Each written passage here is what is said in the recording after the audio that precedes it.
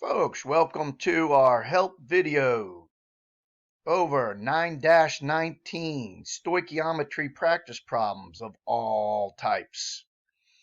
On this handout in particular, what we are looking at are problems that are navigating the stoichiometry conversion chart in directions we have not yet moved.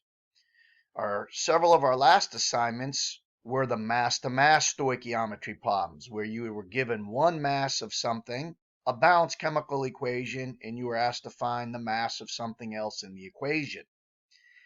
In 9-19, we are ready to move other directions. In other words, you might be given a volume of one thing and asked to find the number of molecules and atoms of something else. So we're going to be traveling different routes. You might be given the mass of one thing and asked to find the volume of something else. We're going to be traveling different directions than simply mass to mass.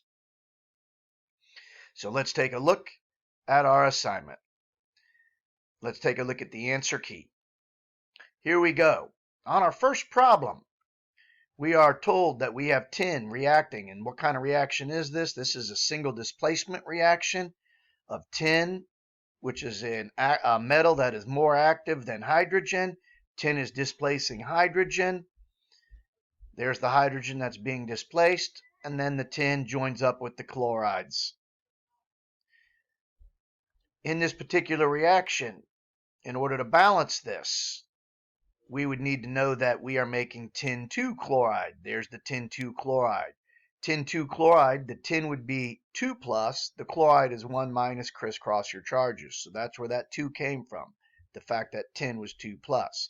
We also know that hydrogen is a diatomic element. So when it's written by itself, we always have to have a 2 after it, diatomic, 2 atoms. So we have 2 chlorides, 2 hydrogens. We need a 2 in front of the HCl. We now have our balanced equation. You cannot do stoichiometry unless you have a balanced equation, because stoichiometry is using the equation, the proportions in that equation, to solve for whatever the problem is asking. So in a stoichiometry problem, you'll always be given something about one of the things in the reaction, products or reactants, and you'll ask to find out something else about another substance in the reaction. In this first thing, we are told that we have 5.60 liters of hydrogen gas. So we are given liters of hydrogen gas, and we're asked for atoms of tin. We're given liters of hydrogen gas, that's a volume, and we're asked for atoms. On our stoichiometry chart overall, what would that be? We are given liters of hydrogen gas, and we're asked to find atoms of something different, tin. So our given side is the red side of the chart. What we're trying to find is the green side of the chart. Where are atoms on this chart? Volume's unit is liters, mass is grams, moles' unit is moles. There's atoms right there. We're asked to find a quantity count. So on this chart, we're going to go from volume to moles. We would need this conversion right here, 1 mole over 22.4. Then we're going to go moles to moles. What do we need there? The balanced chemical equation. Then we're going to go moles to quantity count. Our conversion factor there would involve Avogadro's number, 6022 times 10 to the 23rd. So here's our first step, second step, third step. So in our problem solution, we're going to have 3 steps. First step, second step, third step. If we're looking on the chart overall, we'll see that our first conversion, volume to moles, we need 1 mole over 22.4 liters. We need 1 mole over 22.4 liters in our first conversion. There it is, 1 mole over 22.4. On your actual assignment handout, you can see they wrote that there. 1 mole over 22.4, volume to moles. Our equality, 1 mole of any gas at STP is 22.4 liters. It'll occupy 22.4 liters. There's our first conversion. When we do these problems, we always write the question first. Atoms of tin. That's our question, atoms of tin. We're given 5.6 liters. 5.60 liters goes right there. There's our first conversion. So where are we on the chart, the master chart overall? We are out now at moles. We went from volume to moles. Now we need to go moles to moles. Whatever we're trying to find is on top with the coefficient from the balanced chemical equation preceding it. Whatever we're given needs to go on the bottom. Coefficient moles on the bottom. So we have to go to our balanced chemical equation. This comes from our balanced chemical equation. So we come back here and we're looking for our balanced chemical equation. It looks to me like we are going to have 1 mole of hydrogen gas for every 1 mole of tin. 1 mole of hydrogen gas for every 1 mole of tin. That's what's in our equality. 1 mole of hydrogen gas for every mole of tin. And if we look at it, that's right here. We're going from mole to mole. The reason this is in blue is the only way we can get from one thing, our given, which is red, to what we're trying to find, which is green, is to use the balanced chemical equation. So we need 1 mole of tin. Our equality is 1 mole of tin per 1 mole of hydrogen. The one we're trying to find is tin, so it goes on top. 1 mole of tin will be on top. 1 mole of hydrogen will be on the bottom. 1 mole of tin on top, 1 mole of hydrogen on the bottom. There we go. 1 mole of tin on top, 1 mole of hydrogen on the bottom. So the equation successfully took us from what we were given, hydrogen, to what we're trying to find, tin. We're now on moles of tin. We're trying to get down here to atoms, and it tells us our conversion should have Avogadros on top and 1 mole on the bottom. Avogadro on top, 1 mole on the bottom. There's Avogadro on top, 1 mole on the bottom. Here they went to 602 instead of 6022. Not a problem. Not a big issue there to do that. If we look on your actual sheet, it's telling you the same thing. Our equality is 1 mole is 602 times 10 to the 23rd. We need the 602 times 10 to the 23rd on top. And that's what they've done here on the answer key. 602 over 1 mole. Now, how do I know? If I didn't have the sheets, how would I know that the units were correct? Liters of hydrogen should factor out or cancel with liters of hydrogen here. So whatever unit is in our given must appear on the bottom of our first conversion.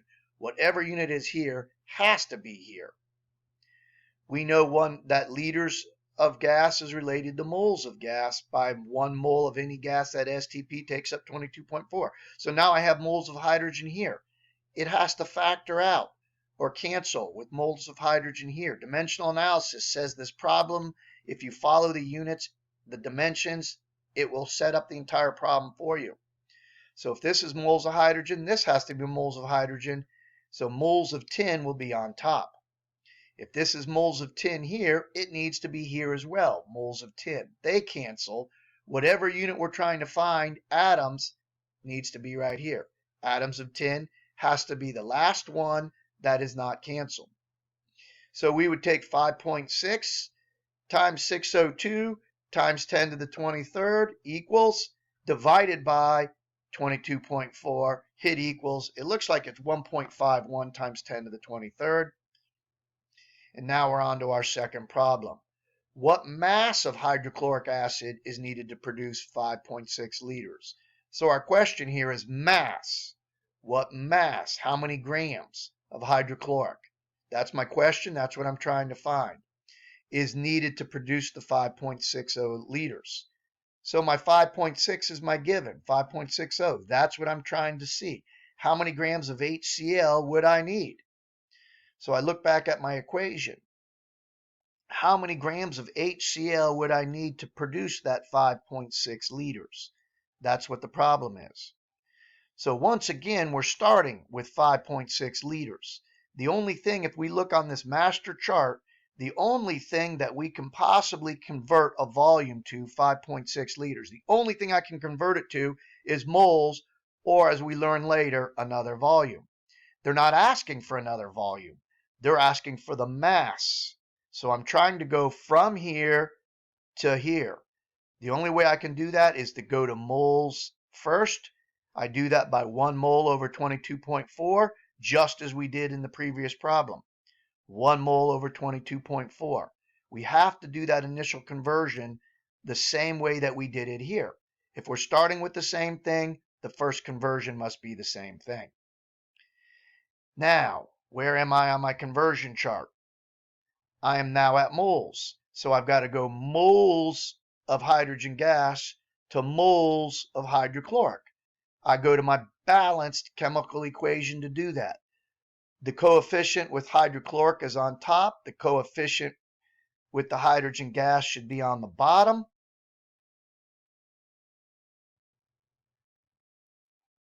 And it is.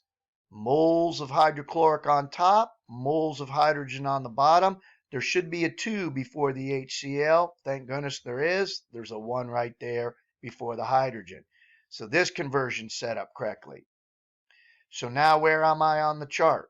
Well, if we look on this paper right here, on your actual paper, on problem 2, you'll see they had that set up for you. 2 moles of hydrochloric right there, 1 mole of hydrogen gas right there. They gave you the actual conversion that goes in that second step. Now we are at moles and we're trying to get to mass. I need grams from the periodic table of hydrochloric. I need to go to the periodic table and add up the molar masses. Hydrochloric has 1 mole of hydrogen times 1008. You could have used 1.01 if that's what your periodic table said. There's 1 mole of HCl, or there's 1 mole of Cl in HCl. It's 3545. 1 times 3545 goes here, and then you add the 1008 to the 3545. That should be 36458 if you used 1008. If you used 1.01, then you would have like 36.46. That's my molar mass. So right here, I would write that 36458 for 1 mole. So I would write that right here on this thing. That's my conversion that I would be using. On this chart, it tells us the same thing. The mass of the hydrochloric's on top, moles on the bottom. We're trying to get to mass. This chart is just not quite as specific as the one we see right here, which has this all set up for you to add the molar mass up. So where do we go? We learn that the mass is on top, 36458 on top, 1 mole on the bottom. We go ahead and we do the math. You can take 5.6 times 2 times 36458, hit equals, divide it by 22.4, you should get 18.2. We could take 5.6 divided by 22.4 and hit equals, times 2 equals, times 36458 equals, you should get 18.2. This video takes us through the first 2 problems on our 9-19 stoichiometry problems, all types. I'm sure it's with great anticipation that you're looking forward to seeing the final 2 problems. If you are, you'll have to watch the next video.